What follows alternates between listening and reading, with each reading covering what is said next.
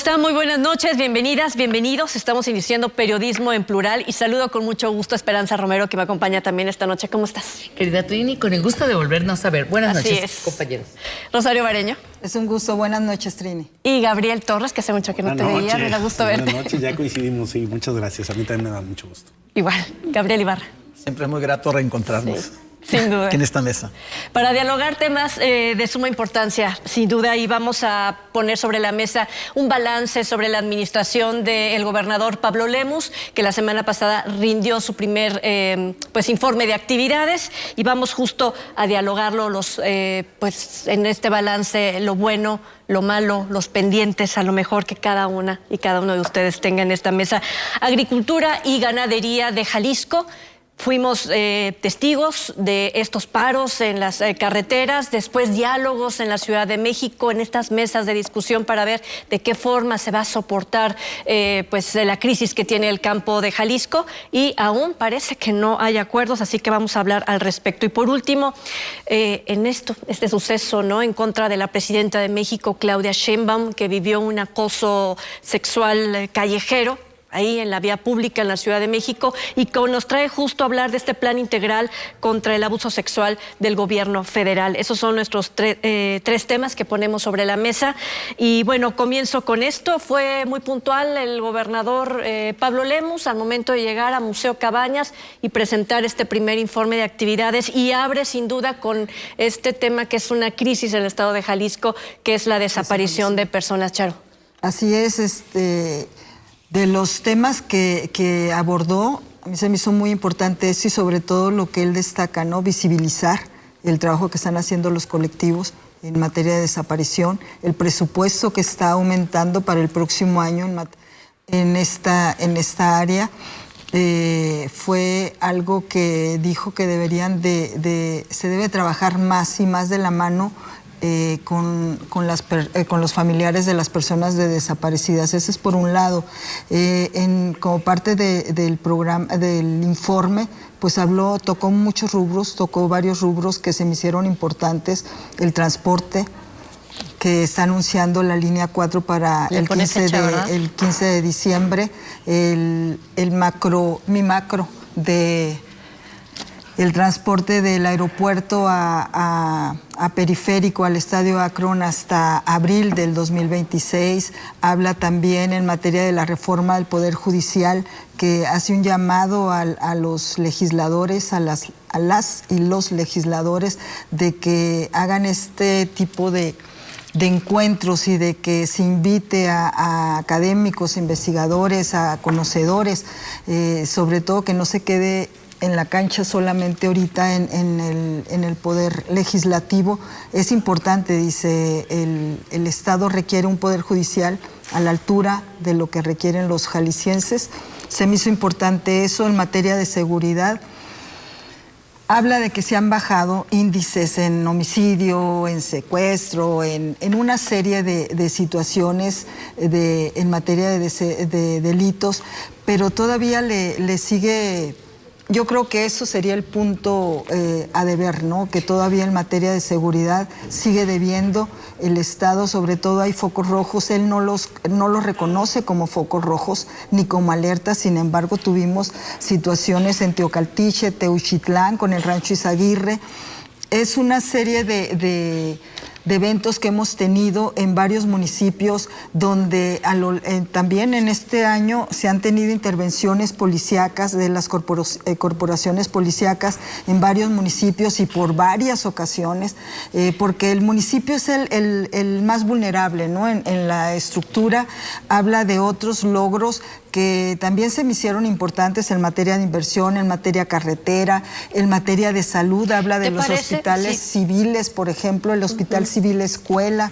En materia de salud, lo que él destaca: no le voy a entregar a la Federación el sector educativo, o sea, en materia educativa ni en materia de salud. ¿Te parece si nos quedamos en la parte de seguridad para poderlo desmenuzar? Sí, claro, Gabriel Ibarra, alguien que quiera agregar sobre todo esto. Hay una frase que a mí me llama mucho la atención, porque el gobernador del estado utiliza mucho esto, ¿no? El ser dicharachero, decir varias frases. Una de ellas fue: el que la hace la paga en Jalisco. Gabriel. Ojalá así sea. Entonces sí estaría cambiando la historia de Jalisco. Y esto de cambiar la historia de Jalisco lo encuadro con el anterior gobernador, y es el tono que me gustó mucho de Pablo Lemus, de aceptar, de reconocer el gran problema, la herida abierta que tiene Jalisco, que son los desaparecidos. Sí. Al iniciar el informe con ese mensaje, ahí, quieras o no, pero tuvimos que hacer un comparativo con el anterior gobernador, el cual tenía un poquito exceso de egolatría, ¿no? Ha sido un común denominador entre sí, quienes están justo observando o haciendo los ecos de este informe. Sí. No se puede dejar de hacer, y mucho menos cuando es tan corto el tiempo en el que lleva apenas un año, ¿no? Y luego cuando él dice que Jalisco pues ha tenido grandes líderes y buenos gobernadores, y que la historia no se escribe en 11 meses, sino que la historia se escribe de hace 202 años que tiene fundado Jalisco. Y aquí pues teníamos que comparar con el otro, porque siempre se comparaba el anterior con otros gobernadores. Decían, nosotros hemos hecho esto y aquellos no lo hicieron, nosotros sí. Histórico, refundación, mucha crema a los tacos, una gran grandilocuencia. Y como dijo Pablo Lemus, son las circunstancias de cada gobernador, dependiendo de las problemáticas que se tienen, en consecuencia se actúa, ¿no? Unos lo hacen, otros no lo hacen, pero son las circunstancias, estoy de acuerdo con él. Entonces, el hecho de situar como el tema central, toral, el tema de los desaparecidos, me pareció muy bien, porque no es dado que los gobernantes acepten la magnitud de los problemas que se enfrenta. Por ejemplo, cuando dice, en lo absoluto quiero decir que esto esté ni siquiera en vías de resolverse, ni siquiera en vías, cuando habla precisamente del conflicto, de la crisis de personas desaparecidas. Eso es el reconocimiento de y es cierto, la gravedad.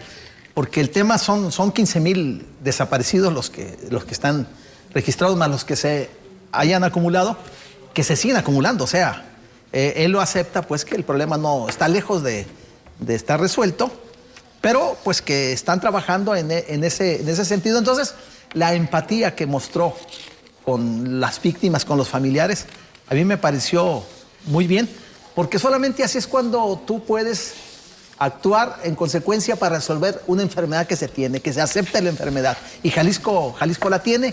Creo pues que en ese sentido pues hay una voluntad de buscar, encontrarle solución al problema, acotarlo.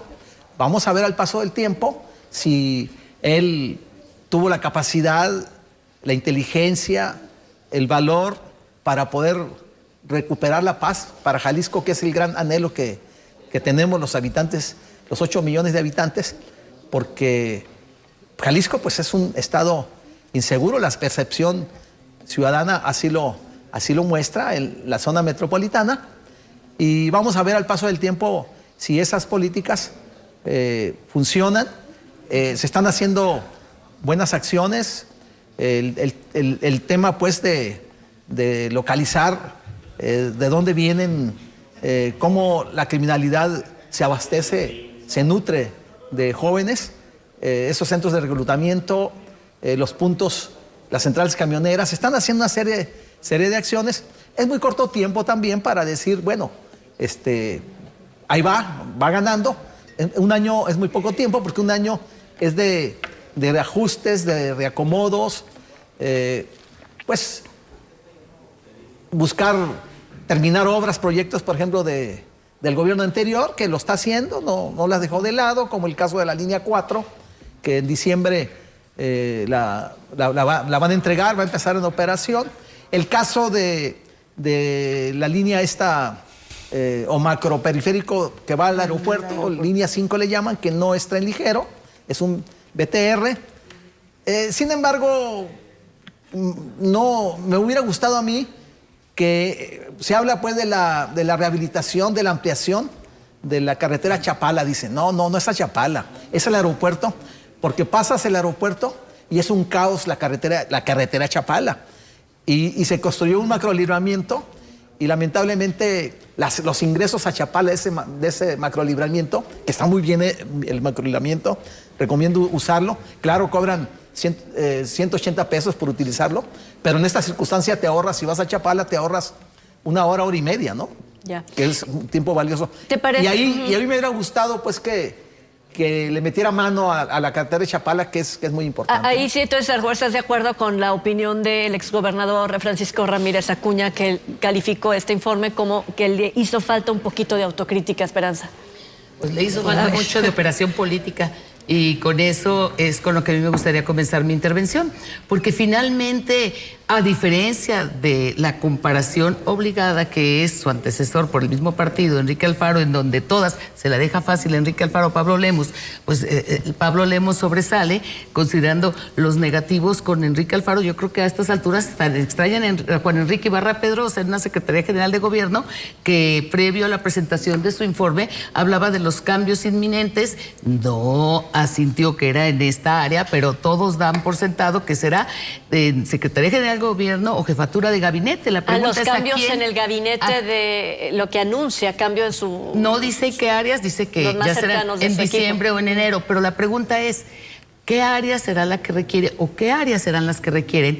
Y esto voy con la rendición de cuentas que hace en un recinto que debió ser el Congreso o con la presencia de los diputados. Y es donde quiero marcar la primera diferencia. Así como coincido con mis compañeros Charo y Gabriel en el sentido de que fue un tino comenzar con el tema que ignoró 6 años Enrique Alfaro, la realidad, lo más importante respecto a la deuda que tenemos con la sociedad y todos, respecto a las familias que están buscando a sus desaparecidos y cómo se ha descompuesto tanto la situación en el sentido de que ahora son los menores que están siendo forzados obligadamente y que el Rancho Izaguirre pone al descubierto esta realidad que quiso ser ignorada, pero que está y que debe ser resuelta. Me parece que sí es una palomita, que sí es un tino de Pablo Lemus, entrarle al tema, reconocerlo, hablarlo.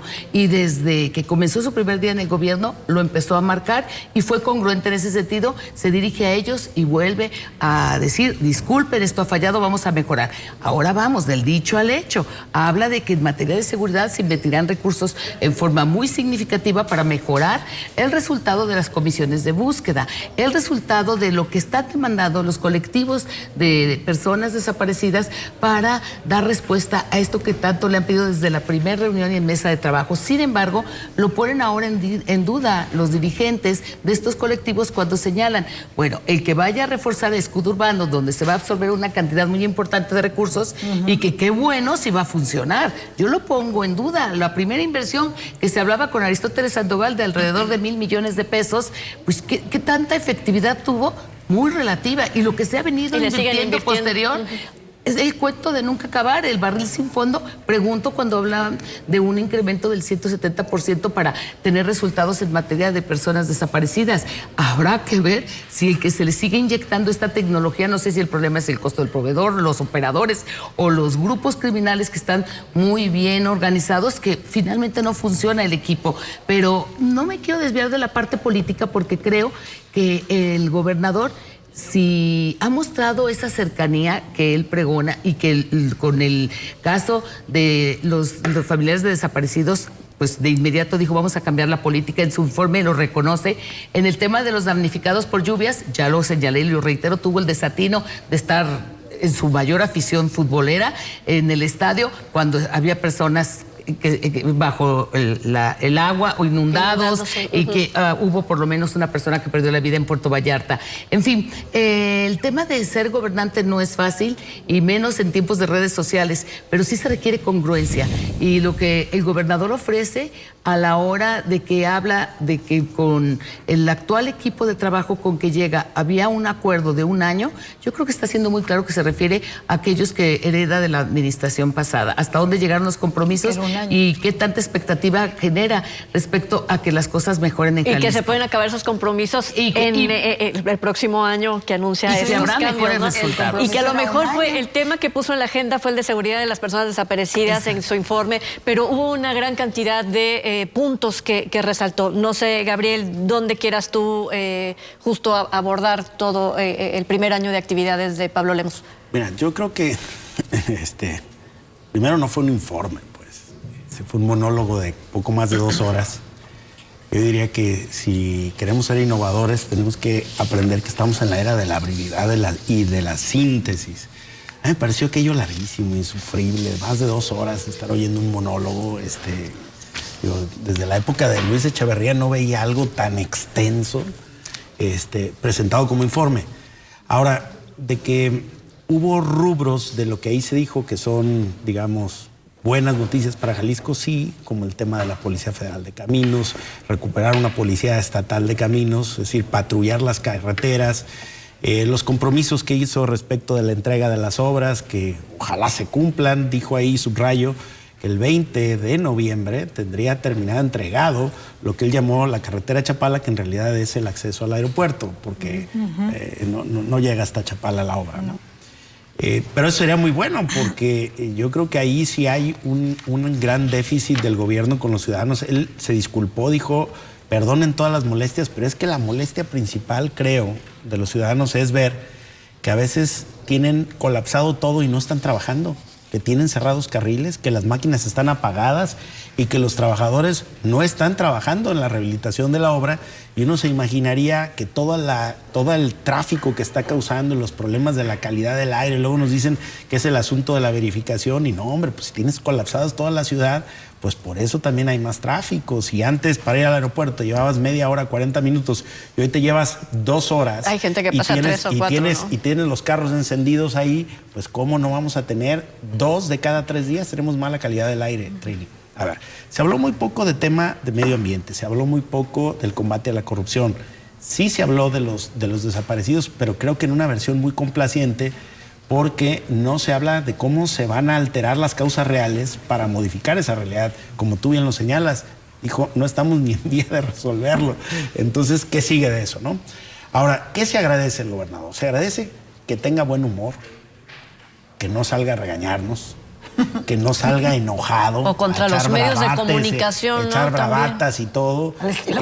Que cuando menos, y eso lo comentábamos con mi tocayo Ibarra, bueno, se ve que cuando menos Pablo Lemus sí está disfrutando ser gobernador, porque su antecesor parece que era un dolor intenso, porque diario estaba de mal humor, diario molesto, siempre con ese tono de iracundo, ¿no? De llamarle. Pero era una asignación que tenía divina, ¿no? Un tema así tremendo. Entonces yo creo que sí se agradece el cambio.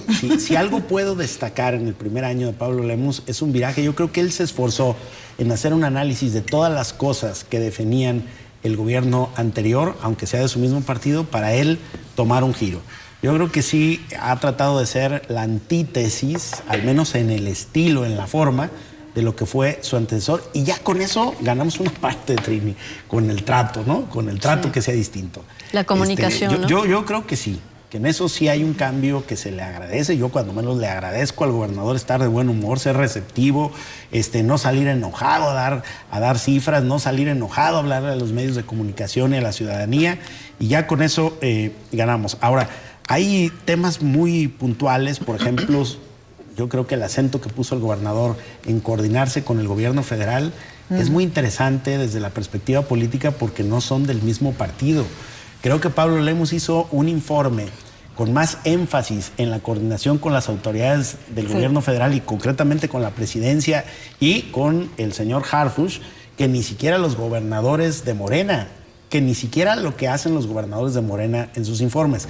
Entonces sí creo que hay un gobernador de Jalisco que entiende que Jalisco es parte de la República, diferencia de su anterior, que quería ser la hermana república de Jalisco, ¿no? ¿Te acuerdas con todas esas cosas que traía, ¿no? De separar y que no era una constitución. No, pues uno de sus primeros todo, ¿no? eventos de aquel sexenio fue reunirse en la rotonda de las y los jaliscienses ilusas, convocando a la plana mayor del estado de Jalisco, poniendo una postura, era como ¿no? separatismo y una cosa, y no. Correcto. Lo que llega a decir Lemus es, a ver, ya hay un gobierno que eligieron los mexicanos por una votación copiosa, y yo me voy a coordinar con ese gobierno porque yo soy el gobernador de todos los jaliscienses y me toca ponerme de acuerdo con la presidenta de todos los mexicanos. Yo creo que sería difícil desmenuzar cada uno de los puntos que se trataron en este primer año de ejercicio, pero bueno, me quedo con esta parte de la movilidad, la seguridad sobre todo también, y salud, que es una parte muy importante, que no se lo va a destinar o no lo va a recargar esa responsabilidad del gobierno federal, se queda completamente con estos dos programas. Para irnos a la pausa, Y Gabriel. un punto nada más. Dime. Yo creo que se equivocó el gobernador al no haber aceptado ir al Congreso del Estado. Sí. Porque hubiera ganado mucho. Opino lo mismo. Porque ¿eh? dialoga, Coincido es bueno también. para dialogar, para hablar en público, Incluso para tender enfrentar puentes, escenarios. es muy bueno para tender Entonces, puentes. sobre todo ¿Pudo haber ahí hecho lo de dos la eventos, reforma, dos eventos? Sí, dándole prioridad al Pudo haber Congreso. matado dos pájaros en un tiro porque claramente trae un problema de mayoría en el Congreso. O no quiere evidenciar a su secretario y a su jefe y un de problema gabinete. de mayoría que no se resuelve más que platicando, ¿eh? Y que le Dialogando. ayudaría mucho para lo de la reforma al Poder O a Judicial. ser que es lo que representante está de atorado, partido en el Congreso Está también, atorado. ¿no? Hizo más evidente la falta de diálogo. Pues claro. Y la creo separación que, que creo que no es existe, ingenuo, creo que ahí se Pablo Lemus. equivocó. Creo que lo calculó bien. Y creo que Pues eso no sé qué está justifica bien. la Vamos decisión a ver que va cuando a venga el Aquí- presupuesto que también Aquí está dice que lo calculado. calculó bien, acá dice No. que Yo Gabriel creo que se equivocó. Creo que se equivocó. Él es bueno para Negociar o hablar. para hablar en dialogar. público, y para torear, eso es bueno. Yo no sé Tuvo por qué, un qué fue lo que vicio lo llevó cuando fue la comida. a decidir no ir. Porque si era el mismo día, pues simplemente ahí se acuerda, es en la tarde o es más temprano, ¿no? No ha podido, Pueden decir no ha una podido. provocación, pero Pablo lo que tiene es sangre fría. Sí, así a es. diferencia de su antecesor que era mecha corta. Yo creo que a él las provocaciones no lo jalan a terreno, no lo enganchan. Pero no ha logrado concretar objetivos primordiales Siguen como la in- reforma, por siguen ejemplo. ninguneando al porque no le dio Congreso del eco. Estado. Es que Para mí se no ganaron equivocó, mayoría, pero coincido no con Es que Gabriel. justo en el Congreso del Estado fue donde empezó esta mala comunicación, responsabilizando y se responsabilizó Así a es. quien es su representante Todavía de bancada. va el secretario general de gobierno a tratar de lograr un acuerdo rumbo a la reforma al Poder Judicial. No se logró. Y no se logró. Viene la comida Así es. del gobernador, el propio gobernador con los coordinadores parlamentarios. ¿Y qué se logra? Coincido con Gabriel que se equivocó y que está ninguneando al Poder Legislativo. Vámonos a la pausa con esto y regresamos.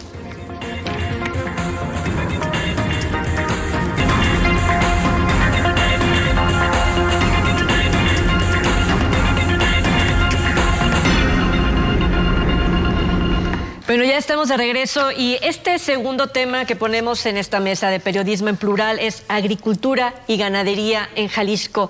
Quienes son productores del campo han manifestado una crisis en su actividad. Tienen muy poco o un bajo precio por sus productos. Vamos a poner el ejemplo del pago del maíz por tonelada y siguen las mesas de discusión. Lo que sí, hablando específicamente del maíz y que también tenemos que hablar de la ganadería al momento de que se detecta este gusano barrenador, el primer caso importado de otro estado del país, pero que obviamente tiene que prender las alertas porque estaría afectando de manera importante un rubro económico importante al estado de Jalisco. Aquí el tema es que no ha habido acuerdos, se estaba buscando una mesa más con productores del campo y autoridades federales y estatales para ver de qué forma pueden entonces obtener un buen precio para su producto. Y esto creo que es general, no es solamente para productores del maíz. Y agreguémosle que están con la advertencia de que en cualquier momento vuelven a inmovilizar en forma multitudinaria, masiva, los principales puntos de las ciudades. En el caso de Jalisco, que somos un importante estado productor, el tema crítico del maíz,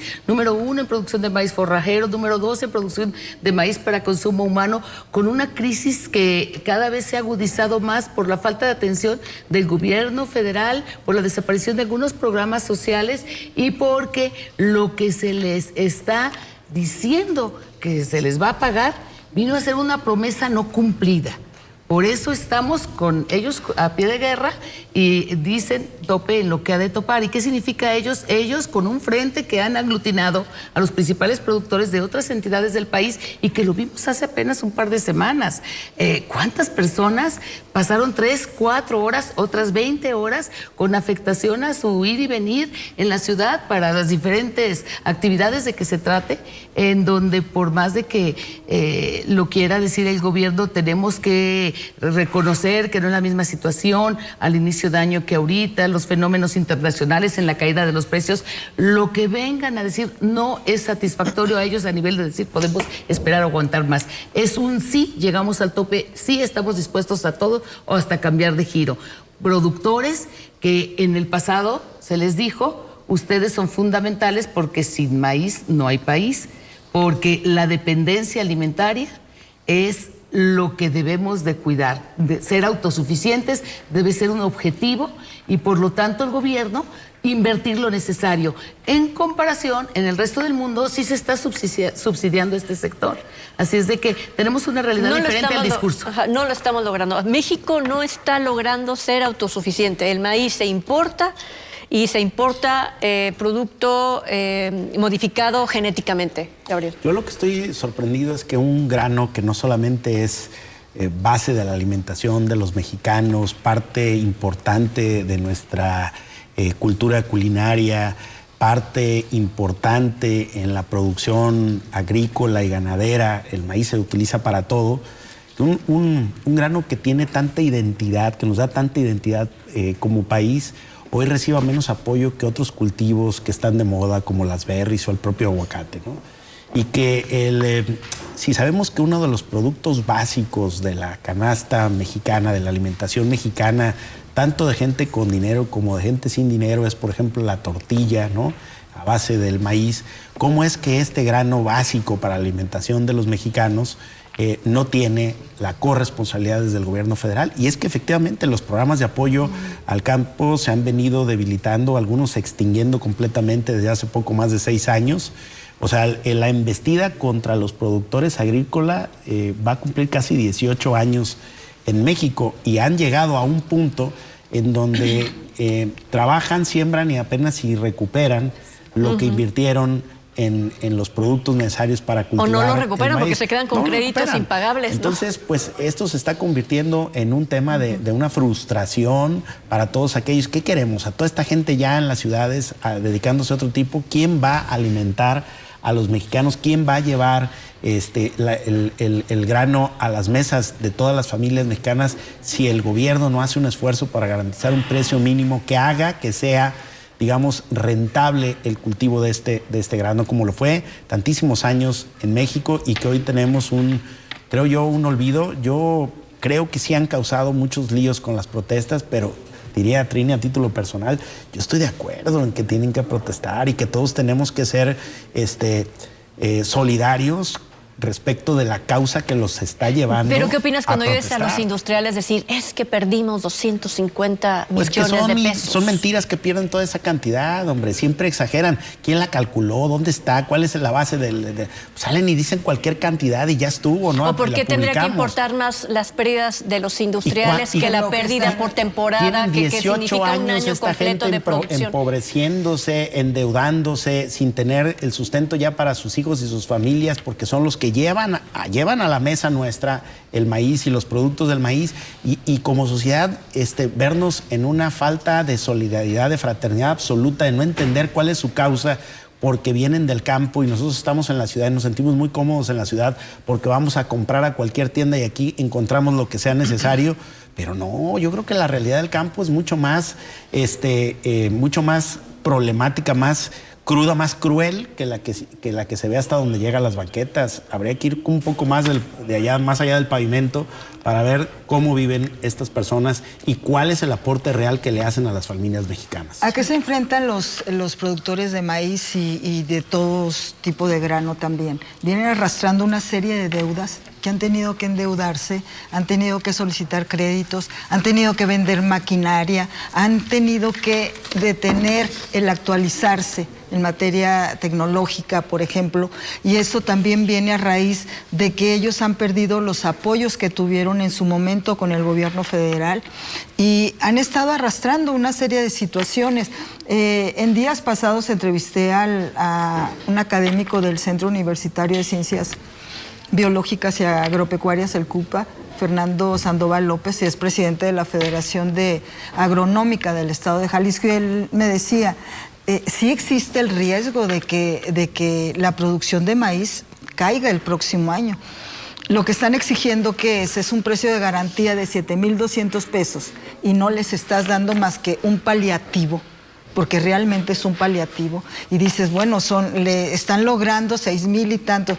Sí, el gobierno estatal aportó para que se pudiera subir un poquito, pero no tanto, o sea, no han logrado. Los estados sí apoyaron a algunos estados, como el de Jalisco, y es de reconocerse, pero es un paliativo para todo lo que vienen arrastrando los productores del campo, ¿no? por tonelada, caray.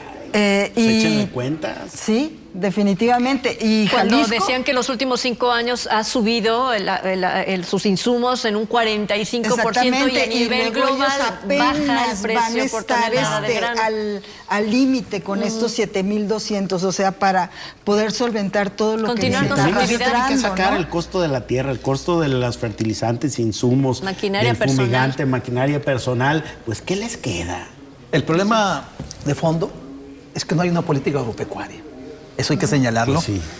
Porque este gobierno, crítico de los neoliberales, resultó más neoliberal que los anteriores.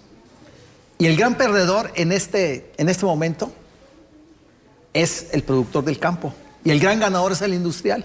¿Por qué? El acaparador, Sí, el revendedor. intermediario. Porque ellos compran a 5 pesos el kilo. Y no es nada más maíz, le echan otras cosas. Y venden la tortilla a 21 pesos el kilo. Entonces, y el que sufre los riesgos, enfrenta los riesgos, sequías, plagas, créditos, Granizado, todo eso heladas, es el productor. Entonces, mientras que en otros países reciben apoyos del gobierno extraordinarios, Estados Unidos, Canadá, y que además tienen mejores tierras, mucho más agua, más tecnificados, y aquí en México es un contrasentido de este gobierno que dice que busca la autosuficiencia alimentaria, esté matando al campo, porque este año se estima que más del 50% de los alimentos, de los granos que consumimos, van a importarse. Más del 50%. Imagínate. Y el problema maíz y el otro problema de fondo grano. es que hay un personaje de Jalisco precisamente que tiene muchos intereses creados en el tema del maíz. Y es asesora de la presidenta de la República. Y esa es de las grandes ganadoras en ese sentido. Y por otro lado tenemos un secretario de Agricultura, Julio Verdegué, que es un personaje que no tiene nada que ver con el campo. Qué lamentable Empresario, viene de la hotelería, participación en redes, ¿no? y tiene un gran apoyo de alguien muy cercano a la presidenta de la República, ¿no? Por eso no lo mueven. Entonces, como bien lo señaló mi tocayo, el problema no está resuelto de fondo. En cualquier momento van a volver otra vez a ahorcar las carreteras, porque no hay solución. Lo de el comprarle la tonelada a 7,200, pues eso es paliativo. Porque no nada más Pero no lo aceptan, es el porque- maíz. No, porque se van, ¿eh? Porque por hectárea el 6,050 costo significa por tonelada. cerca de 50,000 pesos el costo. Y el 7,200 son 7, 8 toneladas por hectárea las que producen. Les daría 60,000 pesos. A ver, tocayo, 7, 8 toneladas el que tiene tecnificada su tierra. Así es. No, todos los que producen en laderas, en faldas de cerro, todo no tienen ese nivel que de son producción. pocas hectáreas. O sea, sacan a veces 3 o 4 toneladas Debe por de haber un hectárea. subsidio definitivamente. Y uno de los planteamientos que están haciendo los productores es que el presupuesto para el campo el próximo año sea el doble. Son 75,000 millones de pesos los que se aprobaron en este presupuesto del 26. Y ellos dicen que debería ser de 150,000 pesos. ¿Para qué? Pues para que haya apoyos, para que haya créditos, porque tampoco no tienen créditos. No tienen señal mejorada, no tienen nada. Todo lo que prácticamente le dan un poquito de fertilizante. A ver, les voy a plantear lo siguiente. El día de mañana, martes 11 de noviembre, a las 9:30, Se registra la apertura de ventanillas del programa especial de energía para el campo en materia de energía eléctrica para uso agrícola. O sea, es estos incentivos que el gobierno del estado va a ofrecer. En segundo, se está discutiendo el Plan Estatal Hídrico 2025-2050 para hablar y resolver los problemas que deben solucionarse para garantizar el agua también en el sector agrícola. Es otro problema muy grande, porque hoy el grueso del agua lo están usando para el aguacate. Ya no quieren darles agua a los que producen para maíz. los industriales y que las sí tienen políticas garantía de... son federales, pues, o sea, la mayor parte de las decisiones federales inciden en el campo. Como dijo Charito, el apoyo del gobierno del estado fueron 180 pesos por tonelada. Qué bueno que lo hace. Pero 180 pesos, ¿qué son? Nada. En el universo de los 7,200 que o sea, están buscando. muy Charo. poco. Y otra cosa, hay otro punto de lo que se están enfrentando los productores, lo que está sucediendo en Michoacán y que sucedió, también está sucediendo en el resto, con los grupos delincuenciales. Las extorsiones. Sí, las extorsiones están a la orden del día, que obviamente no lo hablan tan abiertamente los productores de grano por temor a represalias, pero ese es un punto que se debe tomar en cuenta.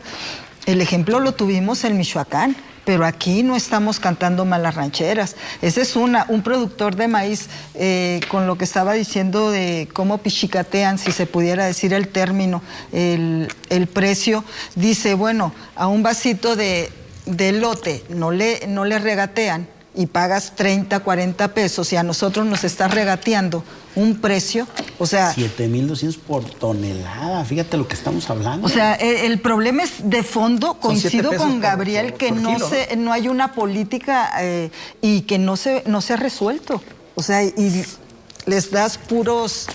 Y es que los productores maiceros tienen que tomar las carreteras para hacerse escuchar. En cambio, en los sillones o en las salas de... Guanajuato fue el que las más... oficinas de gobierno reciben a los acaparadores. Cerró vías, más de 25, porque fueron los más afectados entre... Y ahora se amenaza con también la vía férrea, poderla también parar, y eso impactaría sin duda. Y parar el aeropuerto de Guadalajara. Y en un momento donde en el campo de la industria ganadera, la producción de ganado, el tema del gusano barrenador viene a prender focos rojos, y en un momento en donde otros productos, pienso en el agave, productores de Sayula que dicen ya vinieron aquí a extorsionar, además de que el precio cayó y que quienes hace 5 años pusieron sus ahorros para este producto, resulta que ahora se empobrecieron. Y los cañeros que también están levantando la mano, ¿no? Hay crisis en el campo. Así es. Bueno, vámonos a la pausa. Lo que sí es que, bueno, a quien nos está viendo y escuchando, esos paros en las carreteras, esos bloqueos, no están descartados por parte de productores del campo. Tampoco hay acuerdos aún con el gobierno federal y no han aceptado los 6,050 pesos por tonelada. Y yo decía de Verdeguer hace un momento que después de la primera negociación, las mesas de negociaciones, salió, ¿no?, en redes sociales a decir que se había aceptado, que se había resuelto el tema. Se me hizo una forma de adelantarse y querer calmar las aguas cuando se le venía justo el campo encima. Así que vámonos a la pausa con esto, y cuando regresemos justo hablaremos también de esto que le pasó a la presidenta Claudia Sheinbaum ahí en la Ciudad de México, acoso sexual callejero, al volver.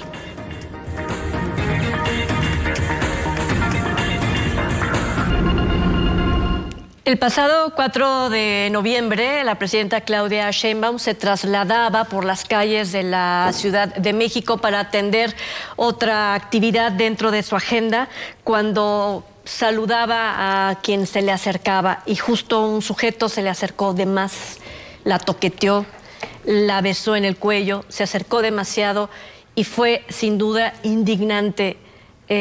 Hablemos de este plan integral contra el abuso sexual del gobierno federal, que surge a raíz y como respuesta a estos actos que muchas personas, y yo quiero decirlo, ¿no?, decían esto fue una distracción por el caso de Carlos Manzo. Voy a poner lo siguiente: vamos pensando en que sí, que no, y no entrar en especulaciones porque no conocemos. Cualquiera de las dos cosas es totalmente indignante. Si hubo un aparato que pensó en algún momento que el cuerpo de una mujer podría funcionar para una cuestión política es totalmente deleznable. Si no lo fue, y fue un sujeto que repitió un comportamiento al que las mujeres en México son víctimas todos los días y que tenemos un lenguaje, ¿no?, de poder abatir esa violencia, y a la presidenta de México le pasa, creo que fue un caso muy, muy grave. Esperanza. Y también de que no estuvo bien cuidada. Alguien no estaba haciendo su chamba. Pero yo me quiero ir al plan anunciado después de este hecho, que me parece fabuloso, y aquí sí debo decirlo, hablo como mujer, como madre y como víctima de abuso desde niñas. Yo preguntaría esta noche, ¿quién no ha sido víctima de abuso? ¿Qué mujer en México no lo ha sido? Yo creo que naces niña y naces con esa sentencia de que en algún momento vas a ser víctima. Antes era más común que ahora, está por verse. ¿Hasta dónde están preparadas las autoridades para que se aplique este plan? Creo que esa es la parte interesante. Yo estoy de acuerdo con que se ponga delito grave, aunque me dicen expertos en derecho, Esperanza, te gusta el derecho y sabes de derecho lo elemental, y es un exceso poner delito grave, que no prescriba un tocamiento. Hay de tocamientos a tocamientos, y ya entra la parte de lo que, de acuerdo al criterio del juzgador, con base en la tipología del delito, debería de considerarse una conducta delictiva donde se cruza esa línea. El sujeto bajo el influjo del alcohol, o como si era, que por cierto ya tenía antecedentes, la besa en el cuello y la toca, debe de ir a la cárcel 6 años, como dice el código. Yo lo pregunto a todos, de 4 a 6, debe ser falta grave. 4, en México el máximo son 6 años. Es que son diferentes penas en el país, y ese es el punto que tocó el plan a través de la Secretaría de las Mujeres. Citlali dice: hicimos una investigación y resulta que en 19 entidades del país es un delito sancionado, digamos, que de una manera más homogénea, donde el promedio es de 4 a 6 años. Hay otros estados donde la pena es más severa, pero contradictoria, porque en los temas de los agravantes no están considerados. Es decir, hay criterios dispares, y de lo que se trata de aquí a la recta final del año, y estos días se están trabajando intensamente porque el día 24, 25, pero darán un corte de caja y darán un anuncio donde se informará qué tanto se avanzó al respecto. Se trata de convencer a los responsables de los aparatos legislativos en las entidades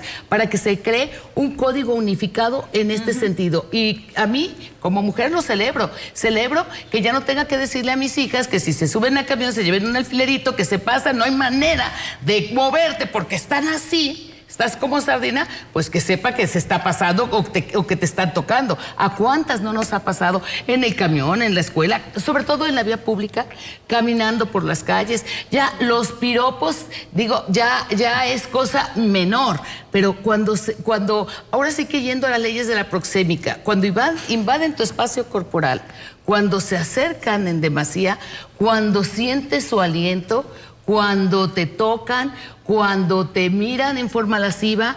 En el caso del abuso sexual es muy claro que tratándose de tocamientos. Sin embargo, expertos en derecho penal dicen habrá que ver a la hora de la aplicación.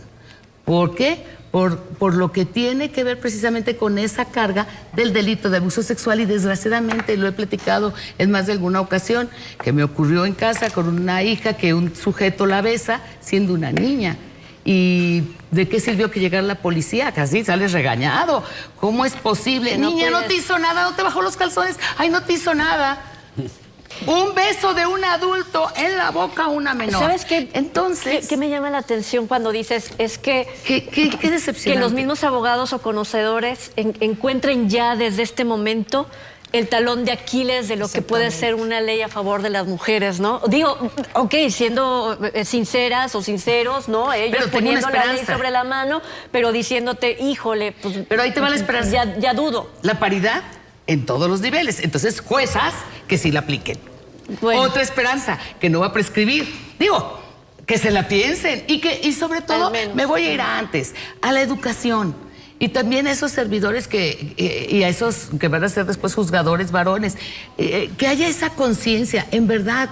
Yo no dudo que también haya varones que han sido abusados.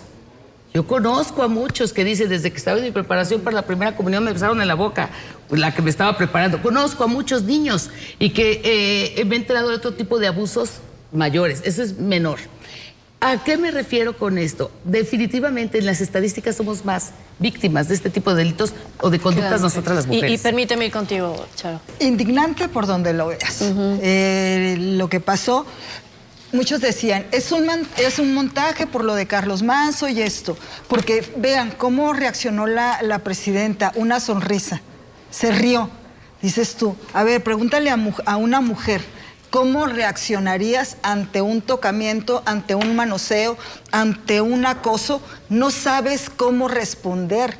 O sea, te sorprende. O sea, hay veces es una risa nerviosa, hay veces te enojas, hay veces puedes soltar la bofetada, pero no sabes. Y indignante también cuando dices, fue un montaje.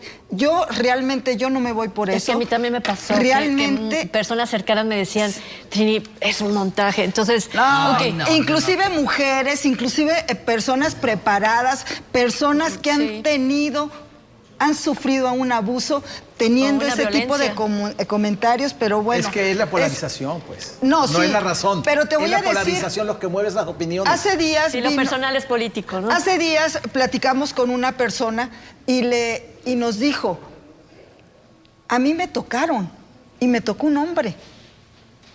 A ver, te voy a preguntar, le dije yo, ¿qué sentiste? ¿Sentiste invadido en tu intimidad? ¿Te sentiste que no sabías cómo reaccionar? Así reacciona una mujer todos los días, en el camión, lo mismo dijiste, en el centro laboral, en la calle, todo eso. Yo celebro totalmente, y no es tanto de ser feminista, celebro esto de que se tipifique, se homologue como delito el abuso sexual. Yo me iría más por las fiscalías, que es lo que están apostándole, sobre todo con perspectiva de género, que le han batallado las personas, las mujeres, los hombres, todos le han batallado, pero principalmente las mujeres, cuando vas con el agente del Ministerio Público y por cualquier cosa te echan abajo, no hay perspectiva de género, se requiere más perspectiva de género en los jueces, no tanto decimos juezas. Coincido contigo, o sea, también juezas, pero también jueces. O sea, no es posible que no tengamos a estas alturas una perspectiva de género en la impartición de justicia. Se habla mucho. El 13 de noviembre se van a reunir, la Secretaría de las Mujeres se va a reunir con los congresos de los estados, de los 32 estados, para ver esta homologación. Ojalá que se dé. Porque no sé si ustedes lo ven así, pero en Jalisco a veces les tiembla la mano a algunas legislaturas, y hablo legislaturas porque así ha pasado la historia, cuando se le pone sobre la mesa un tema que tiene que ver con la agenda de las mujeres, la agenda de género, la agenda de la niñez, etcétera, y no son contundentes cuando tiene que ver, por ejemplo, con un presupuesto de egresos que están trabajando a marchas forzadas. Que quedó hasta grabado en un video y que sigue impune. Así es. Responsable de impartir justicia, ¿eh? No era un tipo que andaba por ahí en la calle. Y anda fugado. No. Y que además tenía muchos antecedentes en ese sentido. Y que está buscando que se le restituya como juez en el Tribunal de Justicia de Estado de Jalisco. Una de esas termina ganando todo con argucias legales, porque efectivamente el problema de esto es que se legisle bien, Trini. A ver, yo sí creo que si tenemos penas que no inhiben la conducta, no sirve para nada esto. Con todo y que los penalistas estén siempre en contra de subir el tamaño de los castigos, yo creo que si tienes un castigo que no inhibe la conducta, no sirve. No sirve, ¿no? Hay mucha impunidad. Exacto. Entonces, yo sí creo que la clave está en que esto se legisle bien, que en realidad tenga todo el peso que debe de tener, como en el primer mundo que pasa esto. En Estados Unidos es gravísimo, es una cosa de esas, te vas inmediatito a la cárcel, ¿no? Y pagas una pena. También en Europa cada vez es más estricto esto, y que en nuestro país siempre le estemos sacando la vuelta a este tema, argumentando otros asuntos, ¿no? A mí me parece que es no encarar el problema de fondo, porque el problema de fondo ahorita mismo le ocurrió, imagínate, le ocurre a la jefa de Estado, que es además la comandante de las jefas de las Fuerzas Armadas del país, que tiene un aparato de seguridad para cuidarla, y que, como dice Esperanza, no hicieron su chamba y se la dejaron pasar. Porque es un equipo de ayuda. El riesgo de que fuera una persona que se acercó con otra intención. Imagínate un arma blanca, ¿no?, que le dé en el costado. Todo pudo haber pasado. Todo pudo haber pasado en ese momento. Grave, de verdad grave. Sí. Yo creo que al margen si fue o no fue, si fue montaje, lo importante aquí es la trascendencia del hecho, porque lo toma la presidenta y en ese sentido presenta esa iniciativa, ese plan integral para enfrentar el tema del acoso y el abuso sexual, porque la verdad es que este tipo de delitos pasan de noche en México, lamentablemente pues. Por un lado, las víctimas de violaciones lo callan, uno se viene enterando tiempo después, familias, y son temas muy dolorosos. Y la impotencia llega a los familiares de estas víctimas. Entonces, yo creo que es un tema cultural, cultural, pero muy ligado al tema de impunidad que vive México y que ha sido visto con mucha frivolidad el tema, ¿no?, de parte de los que toman las decisiones.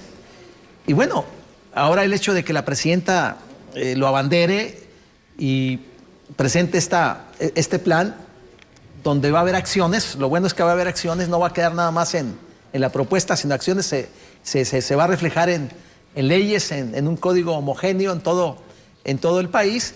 Y como bien dijo Charito, el tema de las fiscalías de los estados, ¿no?, que es muy importante porque finalmente esto sucede en los municipios, en los estados, y las autoridades locales les corresponde hacer su tarea, hacer el trabajo. Entonces, yo creo que los que tenemos conciencia, los que tenemos medios, las escuelas, universidades, iglesias, etcétera, yo creo que todos esos debemos cerrar filas para impulsar este programa y generar conciencia, ¿no? O sea, yo creo que es muy importante que generemos conciencia respecto a la importancia de este tema, de no verlo como un tema más, sino como algo muy de fondo, porque es muy doloroso, y se haga, ¿no? Se haga, empezando pues por cambiar ese marco jurídico, que quede bien hecho, pero también luego exigir que se cumpla, porque de poco sirve que tengamos un buen marco jurídico si luego no hay cumplimiento del mismo. Yo creo que tenemos mucho trabajo por delante todos, los comunicadores, pues para que cambiar esta situación de tanto dolor que genera, ¿no?, que ha llevado hasta suicidios, llega hasta suicidios. Este caso, porque les da pena los traumas que vienen generando, ¿no?, de alguien que fue violada o violado, y impacta a las familias. Entonces, es un gran tema que yo espero pues que esto aterrice bien, un buen marco jurídico, y luego el aterrizaje del mismo, la aplicación del mismo, que ahí pues no es una tarea nada más del gobierno, sino de la sociedad en su conjunto. Y bueno, yo esperaría pues que ojalá haya resultados para generar una sociedad pues menos indefensa, ¿no?, principalmente las mujeres que son las que la sufren. Complejo el tema, porque vamos a verlo por ejemplo en los camiones, ¿no?, cuando ahorita que son sardinas. Viene una campaña de sensibilización. ¿Cómo sucede, no? Ahí camiones, con los cómo el manoseo y todo lo que sucede en los camiones. Ahí pues, empezando por esos espacios, ¿no? El espacio laboral. Recientemente a mí se me acercaron empleadas del gobierno del estado, no recientemente en esta semana, estos meses, sino hace 2 o 3 años, denunciando a un subsecretario, ¿no?, a un subsecretario de acoso. Y luego el secretario protegía a ese subsecretario. Afortunadamente ya no están ni ese secretario ni ese subsecretario, ¿no? Pero no lo hicieron y la mujer no quiso hacerlo total público por temor a que la corrieran, ¿no? Por temor. Entonces, ese tipo de situaciones se dan. Ahí están 25,000 carpetas abiertas, creo, en el país, en las cuales no se mueven, o sea, y con una disminución es muy lenta la justicia. En el presupuesto para la Fiscalía General de la República para el próximo año, para todo el sistema judicial en el presupuesto federal 2026, que no es tema en esta mesa, pero yo no quisiera despedirme sin antes, obviamente pensar que esto de lo que estamos hablando, y que si yo retomaba el tema de las personas que de manera cercana nos decían que eso estaba fabricado, decir que aun cuando en su conocimiento del tema político esté esa duda, hay que poner el tema del acoso sobre la mesa en su casa, con su familia, con su grupo más cercano. Y ojo, la violencia termina en feminicidio. Y esto, dentro de los escalones que llegan al feminicidio, forma parte muy importante para que lo tomemos en cuenta. Y el próximo 25 de noviembre, pues no dejemos de recordarlo y estar pendiente de cómo evoluciona. Quiero despedirme nada más con una última opinión, no me interesa de cada una y cada uno de ustedes, porque ya se ha confirmado el día de hoy la primera muerte por sarampión en el estado de Jalisco, de una niña que viene de Guerrero de 11 meses. Desde hace tiempo ya hemos hablado de ese tema, la universidad está muy pendiente también del tema, hablando de salud. La UNAM acaba de abrir el día de hoy una de las puertas que van al estadio para poder aplicar vacunas, entre esos contra el sarampión. ¿Cómo lo ves rapidísimo, Gabriel? Bueno, pues ya tenemos 14 nuevos casos confirmados, una muerte confirmada, que se tardaron mucho en decir que era un deceso por eso. Yo creo que el tema de las vacunas es la clave. A diferencia del COVID, cuando en el 2020 no había cómo enfrentar la enfermedad, ahorita el asunto es vacúnese, y si usted tiene duda, vaya y póngase el refuerzo. Si usted no se acuerda si lo vacunaron o no, bueno, no le hace nada que se ponga un refuerzo contra el sarampión, porque el periodo de incubamiento, lo ha dicho el secretario de Salud, que además es un experto en temas epidemiológicos, el periodo de incubamiento son 10 días y apenas viene la temporada invernal, está cambiando el clima. El sarampión lo conocemos por las ronchitas, pero es en realidad una enfermedad respiratoria, de forma que el alto nivel de transmisibilidad que tiene la enfermedad nos obliga a repensar cómo protegernos. Y la respuesta está muy segura: vacuna, y es gratuita. Gracias, Charo. Campaña masiva de vacunación, difusión de todo, de lo que implica el tener sarampión y las consecuencias. La atención oportuna, Gabriel. Sí, la vacunación es fundamental, pues, yo creo. A los adultos mayores ya no es necesario, si usted no se acuerda si fue vacunado, ya no es necesario, pero sí, sobre todo a los niños, de los 0 a los 5 años y hasta los 50 años de edad. Hay que ir a ponerse el refuerzo, y a los niños jóvenes hay que tener su cartilla de vacunación con todos los inmunológicos necesarios. Está afectando a la población de los 5 años aproximadamente, ¿no? Son las personas en mayor vulnerabilidad. Y los que no tienen la vacuna. Y cuando teníamos unas excelentes campañas de vacunación y excelentes números en esto, no había sarampión. Se llegó a decir que lo habíamos extinguido de la faz. Había sido erradicado. Obligado a llevar la cartilla de vacunación incluso a la escuela primaria cuando los inscribías. Y otras enfermedades que están era de regreso. obligatoria. Sí, era obligatoria. Pero que también tiene que ver con las redes sociales, donde de repente tiene una gran difusión y un gran impacto. Los antivacunas y la desinformación y... Sí, va. Impresionante. Véanlo, personas muy preparadas que te dicen: no, lo dijo un científico en el que yo creo, y yo no voy a ponerme COVID ni nada. Si me toca, me toca. Y la tierra es plana también. Y sus hijos la pagan, ¿verdad? Este es un mensaje que les damos desde Periodismo en Plural. Muchísimas gracias por habernos acompañado, Charo, Gabriel Ibarra. Gracias. Esperanza, muchísimas gracias. Gracias. Un gusto vernos de nuevo. El próximo lunes estará ya de regreso nuestro compañero Jaime Barrera, y ha sido un gusto volverle a saludar desde esta mesa. Que tengan muy buena noche.